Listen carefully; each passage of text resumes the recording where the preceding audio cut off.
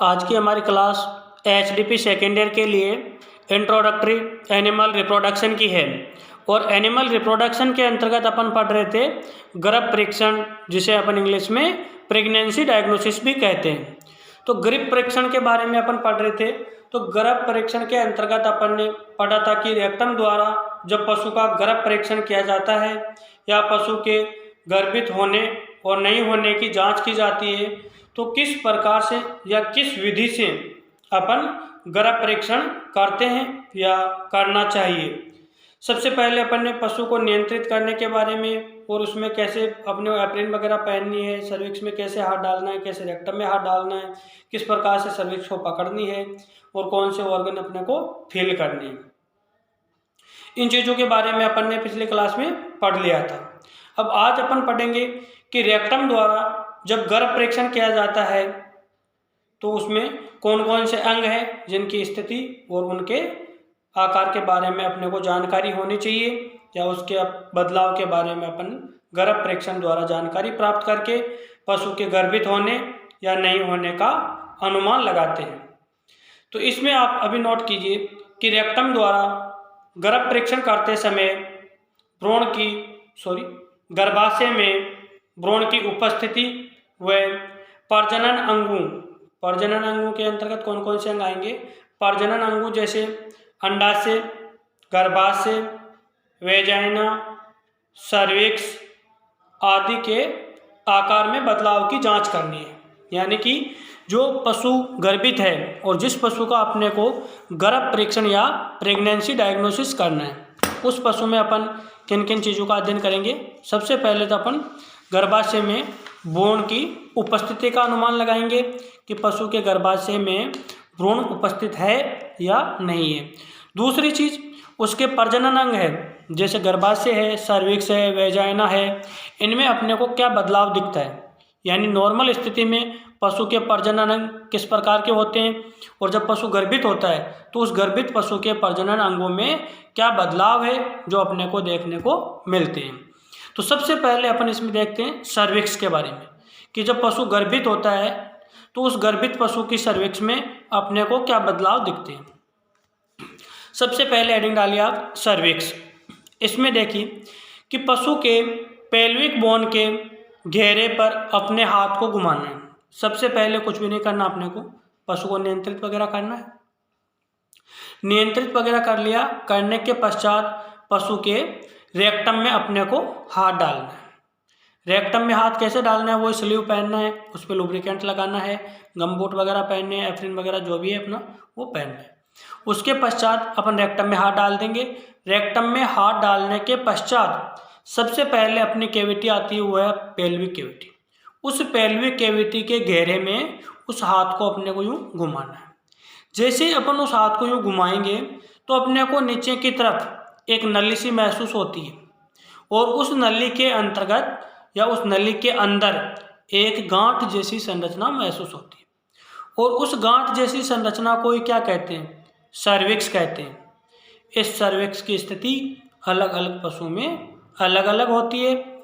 तो सबसे पहले अपने को क्या करना है कि पेल्विक बोन के घेरे पर अपना हाथ घुमाए। इस घेरे पर एक नली में छोटी सी गांठ महसूस होती है जिसे सर्विक्स कहते हैं। हो गया। ये जो सर्विक्स है वो सर्विक्स कहाँ पे मिलेगी अपने को, जैसे रेक्टम की बाह्य ओपनिंग है तो रेक्टम की बाह्य ओपनिंग के जस्ट पास में अगर हिपर है अपनी, यानी एक भी बार नहीं ब्याई हुई बछिया है, मादा बछिया, तो उस हिपर में रेक्टम से 25 सेंटीमीटर की दूरी पर अपने को सर्विक्स मिल जाएगी। अगर 2-3 बार ब्याई हुई गाय है या वर्ध मादा पशु है तो उसमें उस सर्विक्स की लंबाई भी थोड़ी सी ज़्यादा हो जाती है और वो सर्विक्स है जो अपने को रेक्टम में हाथ डालने के 35 सेंटीमीटर आगे मिलती है। तो इसमें आपको इतना ही लिखना है कि सर्विक्स में अपने को क्या बदलाव दिखते हैं। सबसे पहले पेल्विक हड्डी के घेरे पर अपने हाथ को घुमाए। हाथ को घुमाने के पश्चात उस पेल्विक हड्डी के घेरे पर एक नली में छोटी सी गांठ महसूस होती है, उस गांठ को ही सर्विक्स कहते हैं। यह सर्विक्स गुदा की या रेक्टम की बाह्य ओपनिंग से हिपर में 25 सेंटीमीटर की दूरी पर व वर्ध गाय में 35 सेंटीमीटर की दूरी पर होती है। जैसे ही रेक्टम में हाथ डाला, हाथ डालने के बाद हिपर में 25 सेंटीमीटर की दूरी पर अपने को सर्विक्स मिल जाएगी। इस सर्विक्स की कठोरता और इस सर्विक्स का आकार है जो पशु के नस्ल, उसकी उम्र और उनके बैठने की या उसके ब्यात की संख्या पर निर्भर करती है। अगर कोई मादा पशु मान लो पहली बार गर्भित हुआ है तो उसमें सर्विक्स कम कठोर होती है और उसके जो आकार है वो भी छोटा होता है। लेकिन अगर मादा पशु 4-5 बार ब्याह गई और गर्भित है तो उसकी सर्विक्स में कठोरता भी ज़्यादा मिलेगी और उसका आकार भी बड़ा होगा। तो ये स्थिति है वो पशु की नस्ल, उसकी उम्र और उसके बैठने की संख्या के आधार पर निर्भर करती है। ये कम भी हो सकती है और ज़्यादा भी हो सकती है। अगर्भित पशु में नॉन प्रेग्नेंट पशु में सर्विक्स की लंबाई 10 सेंटीमीटर और चौड़ाई 3 से 4 सेंटीमीटर होती है। जब तक पशु प्रेग्नेंट नहीं है यानी हिपर है, मादा बछिया है जो एक बार भी गर्भित नहीं हुई है, तो उस मादा बछिया की सर्विक्स की लंबाई है वो 10 सेंटीमीटर होती है और उसकी चौड़ाई 3 से 4 सेंटीमीटर होती है। आपको सर्विक्स में इतना ही देखना है कि ये बदलाव अगर आपको सर्विक्स में दिखाई दे तो इसका मतलब मादा पशु गर्भित है। यानी सर्विक्स का आकार 10 सेंटीमीटर से ज़्यादा है, उसकी चौड़ाई 4 सेंटीमीटर से अधिक है। अगर वो सर्विक्स है जो रेक्टम की बाह्य ओपनिंग है उससे ज़्यादा दूरी पर मिल रही है तो भी गर्भित है। अगर उसकी आकार है वो मोटा है तो भी मादा पशु गर्भित है। तो ये एक पीडी या प्रेगनेंसी डायग्नोसिस करने के लिए सर्विक्स है जो गाइडलाइन का काम करती है ताकि प्रेगनेंसी डायग्नोसिस आसानी से हो सके और प्रेगनेंसी डायग्नोसिस के दौरान किसी प्रकार की गलती होने की संभावना नहीं हो। अब अपन देखते हैं कि जब पशु प्रेग्नेंट हो जाता है तो उस प्रेग्नेंट पशु के गर्भाशय में अपने को क्या परिवर्तन देखने को मिलते हैं। तो सबसे पहले अपने को क्या करना है कि पशु को नियंत्रित तो करना ही है। उसके बाद में अपन देखते हैं कि पशु के गर्भाशय में निम्न बातों को महसूस किया जा सकता है। वह निम्न बात कौन सी है? गर्भाशय की स्थिति और दोनों यूटेराइन हॉर्न में अंतर महसूस किया जा सकता है। यानी जब तक पशु प्रेग्नेंट नहीं होता है तो उसका गर्भाशय पेल्विक कैविटी में रहता है, लेकिन जैसे जैसे पशु का गर्भकाल बढ़ता है तो पशु का गर्भाशय पेल्विक कैविटी से एब्डोमिनल कैविटी की तरफ विस्थापित होने लग जाता है। और जब पशु के गर्भकाल की अंतिम समय अवधि होती है तो वही गर्भाशय वापस पेल्विक कैविटी की तरफ आने लग जाता है। तो आपको इतना ध्यान रखना है कि सबसे पहले गर्भाशय की स्थिति और उसके दोनों यूटेराइन हॉर्न है उनमें अंतर महसूस करने हैं। अगर पशु प्रेग्नेंट है तो जिस यूटेराइन हॉर्न में प्रेगनेंसी है उसका आकार बड़ा मिलता है और जिस हॉर्न में प्रेगनेंसी नहीं है उस हॉर्न का आकार छोटा होता है। इसके माध्यम से अपने को पता लग जाएगा कि पशु प्रेग्नेंट है या नहीं है। दूसरी चीज, यूट्रस के आकार में वृद्धि। अगर मान लो पशु प्रेग्नेंट है तो प्रेग्नेंट पशु के गर्भाशय का आकार क्या होता है? बढ़ जाता है। कोई भी चीज़ हो, मान लो आपके पास बैग ही है और बैग खाली है तो उसका आकार कम है। उस बैग में आप कुछ भी सामान भर दोगे तो सामान भरने के पश्चात उस बैग का आकार बढ़ जाता है। वैसी स्थिति यहाँ पे आपकी यूट्रस के लिए लागू होती है कि जब तक पशु प्रेग्नेंट नहीं है यानी अगर्भित है तो पशु के गर्भाशय का आकार क्या होता है? छोटा होता है। और जब पशु गर्भित हो जाता है तो गर्भित होने के पश्चात पशु के गर्भाशय का आकार बढ़ जाता है। नेक्स्ट है कि यूट्रस के जिस हॉर्न में प्रेगनेंसी है या जो हॉर्न ग्रेविड हॉर्न है या गर्भित हॉर्न है उसकी जो भित्ति या दीवार होती है वो दूसरे हॉर्न की अपेक्षा पतली हो जाती है। क्यों हो जाती है? एक तो मान लो जैसे फुटबॉल मान लो आप, उसमें हवा नहीं भरी हुई है तो उसकी जो लेयर होती है, दीवार होती है, भित्ति होती है वो मोटी होती है। लेकिन जैसे जैसे अपन उसमें हवा की मात्रा बढ़ाते जाएंगे तो उसकी दीवार कैसी होती जाएगी? पतली होती जाएगी। दोनों यूटेराइन हॉर्न है उनकी जो वाल या दीवार है उसकी मोटाई सेम होती है, लेकिन जिस हॉर्न में प्रेगनेंसी है तो प्रेगनेंसी के कारण उसका आकार बढ़ेगा, आकार बढ़ने के कारण उसकी जो भित्ति है वो पतली हो जाएगी। नेक्स्ट है गर्भकाल की शुरुआती अवस्था में फेटल मेम्ब्रेन को, फेटल मेम्ब्रेन फेटस और मां के बीच में एक झिल्लीनुमा जुड़ाव होता है। गर्भकाल की शुरुआती अवस्था में इस फेटल मेम्ब्रेन को अंगूठे व अंगुली के बीच में फिसलता हुआ महसूस किया जा सकता है। जब अपन पशु के रेक्टम में हाथ डालते हैं, हाथ डालने के पश्चात सर्विक्स पकड़ते हैं, सर्विक्स के सारे जब अपन यूटेराइन हॉर्न तक पहुंचते हैं और उस हॉर्न तक पहुंचते हैं जिसमें पशु की प्रेगनेंसी है, तो वहां पे अपन जो पशु की फेटल मेम्ब्रेन होती है उस फेटल मेम्ब्रेन को अंगूठे व अंगुली के बीच में फिसलता हुआ महसूस कर सकते हैं। अगर वहां पे अपने फिसलन हो रही है, यूटेराइन आर्टरी अंगूठे और अंगुली के बीच में आ रही है, इसका मतलब पशु गर्भित है। इसके अलावा जैसे जैसे पशु का गर्भित समय बढ़ता है तो पशु के गर्भाशय में कोटिलिडन्स बटन जैसी संरचनाओं का विकास होने लग जाता है। ये बटन जैसी संरचनाएं क्या है? ये बटन जैसी संरचनाएं फेटल मेम्ब्रेन का रूपांतरण है और ये कोटिलिडन नामक संरचना है जो केवल और केवल रूमिनेंट पशुओं में पाई जाती है।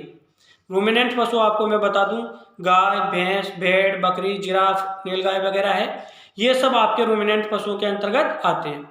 तो इसमें ही इस फेटल मेम्ब्रेन और कोटिलिडन को महसूस किया जा सकता है। फेटल मेम्ब्रेन तो सब में होती है, रूमिनेंट में भी होती है, नॉन रूमिनेंट में भी होती है, लेकिन कोटिलिडन्स का विकास है जो केवल और केवल रूमिनेंट्स एनिमल में ही होता है। इसके अलावा जो मिडिल यूटेराइन आर्टरी बोलते हैं अपन जिसको, उस मिडिल यूटेराइन आर्टरी का आकार बढ़ जाता है और वो मिडिल यूटेराइन आर्टरी अधिक मोटी हो जाती है और उसमें पल्स को आसानी से महसूस किया जा सकता है। जो मिडिल यूटेराइन आर्टरी है उसमें कंपन होने लग जाता है। हार्ट बीट अपन चेक करते हैं तो यहाँ पे क्या होता है, धक धक की आवाज़ आती है, कंपन होता है। तो ऐसा ही कंपन जब अपन रेक्टम द्वारा गर्भ परीक्षण करते हैं तो पशु की मिडिल यूटेराइन आर्टरी में इस पल्स या कंपन को महसूस किया जा सकता है। अगर वहाँ पे अपने को पल्स या कंपन महसूस होता है तो इसका मतलब पशु प्रेग्नेंट है, और अगर अपने को वहाँ पे किसी प्रकार का कंपन या किसी प्रकार की पल्स महसूस नहीं होती है तो इसका मतलब वो पशु गर्भित नहीं है। जैसे जैसे पशु का गर्भकाल बढ़ता है तो क्या होता है कि जो भी आपका यूट्रस होता है उस यूट्रस की स्थिति वो भी बदलने लग जाती है। सबसे पहले यूट्रस जब पशु प्रेग्नेंट नहीं होता है या प्रेगनेंसी की शुरुआती स्टेज होती है तो आपका यूट्रस है वो पेल्विक कैविटी में रहता है। पेल्विक कैविटी का मतलब होता है जैसे अपन रेक्टम में हाथ डालते हैं तो जस्ट पास में रहता है, वो आपके पेल्विक बोन वाली जो कैविटी है वो पेल्विक कैविटी हो गई। जैसे जैसे पशु के गर्भधारण का समय बढ़ता है या गर्भकाल बढ़ता है तो वो यूट्रस पेल्विक कैविटी से एब्डोमिनल कैविटी की तरफ विस्थापित होने लग जाता है और गर्भाशय का आकार है वो भी बढ़ जाता है। तो इससे भी अपने को पता लग जाता है कि इसका मतलब पशु गर्भित है। तो ये आपको प्रेगनेंसी डायग्नोसिस के तरीके थे जिसमें अपने कि देखा कि सर्विक्स है पशु की, उस सर्विक्स में क्या बदलाव अपने को दिखता है। अगर सर्विक्स में ये बदलाव अपने को देखने को मिलता है तो इसका मतलब पशु प्रेग्नेंट है, और अगर सर्विक्स में किसी प्रकार का कोई बदलाव नहीं देखने को मिलता है तो इसका मतलब पशु गर्भित नहीं है। इसके अलावा अपन ने देखा यूट्रस में अपने को कौन कौन से बदलाव दिखाई देते हैं। तो इस अगर मैंने जो बताए हैं अभी कि उसके आकार में वृद्धि हो रही है, उसके हॉर्न का आकार बढ़ रहा है, एक हॉर्न की दीवार पतली हो रही है, दूसरे की मोटी है, गर्भाशय पेल्विक कैविटी से एब्डोमिनल कैविटी की तरफ विस्थापित हो रहा है, अगर ये सब कंडीशन आपको देखने को मिले, यूटेराइन पल्स वगैरह महसूस हो, तो इसका मतलब पशु प्रेग्नेंट है। और अगर ये लक्षण या ये परिवर्तन आपको देखने को नहीं मिले तो इसका मतलब पशु प्रेग्नेंट नहीं है। इसके अलावा अब नेक्स्ट क्लास अपने जब होगी उस नेक्स्ट क्लास में अपन देखेंगे कि जब पशु गर्भित हो जाता है तो उसके कौन कौन से महीने में कौन कौन से परिवर्तन है वो अपने को देखने को मिलते हैं। कई बार अपन जब प्रेगनेंसी डायग्नोसिस के लिए जाते हैं तो पशुपालक से सबसे पहले यही पूछते हैं कि लगभग कितने महीने हो गए गर्भित कराए हुए, या अगर कम से कम 3 महीने का जब पशु प्रेग्नेंट होता है तो उसका प्रेगनेंसी डायग्नोसिस है वो गलत होने की संभावना बहुत ही कम हो जाती है। वैसे प्रेगनेंसी डायग्नोसिस है वो पशु चिकित्सक हो चाहे पशुधन सहायक हो उसके अनुभव पर निर्भर करता है, एक्सपीरियंस पर निर्भर करता है कि उसको कितना एक्सपीरियंस है। आप जितना प्रेगनेंसी डायग्नोसिस ज़्यादा करोगे उतना ही ज़्यादा एक्सपीरियंस होगा और उतनी ही गलती होने की संभावना कम होगी। प्रेगनेंसी डायग्नोसिस कम से कम 25 दिन के पशु में भी किया जा सकता है, लेकिन वो पशु चिकित्सक के एक्सपर्ट होने पर निर्भर करता है। तो अब अपन नेक्स्ट क्लास में पढ़ेंगे कि पशु की कौन कौन सी अवस्था है या कौन कौन से महीने में पशु के गर्भाशय में और उसके हॉर्न में कौन कौन से परिवर्तन दिखाई देते हैं और उन परिवर्तनों के आधार पर अपन पशु का प्रेगनेंसी डायग्नोसिस करते हैं। धन्यवाद।